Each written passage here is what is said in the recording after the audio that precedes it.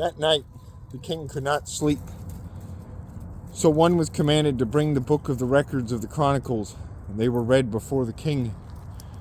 And it was found written that Mordecai had told of Brigna and Teresh, two of the king's eunuchs, the doorkeepers who had sought to lay hands on King Ahasuerus.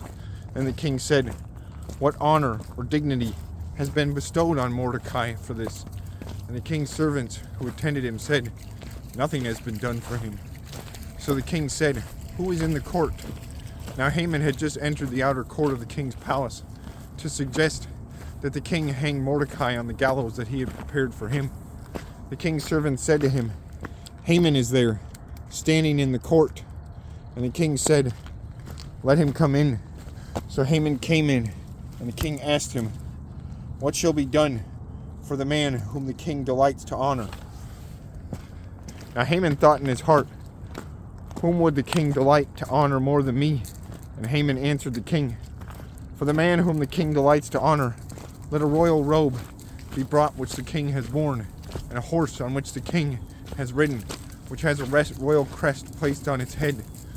Then let this robe and horse be delivered to the hand of one of the king's most noble princes, that he may array the man whom the king delights to honor. Then parade him on horseback through the city square, and proclaim before him, 'Thus shall it be done to the man whom the king delights to honor.'"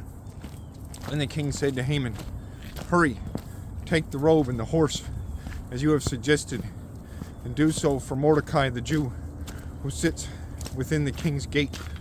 Leave nothing undone of all that you have spoken." So Haman took the robe and the horse, arrayed Mordecai, and led him on the horseback through the city square, and proclaimed before him, "Thus shall it be done to the man whom the king delights to honor." Afterward, Mordecai went back to the king's gate, but Haman hurried to his house, mourning and with his head covered. When Haman told his wife Zeresh and all his friends everything that had happened to him, his wise men and his wife Zeresh said to him, If Mordecai,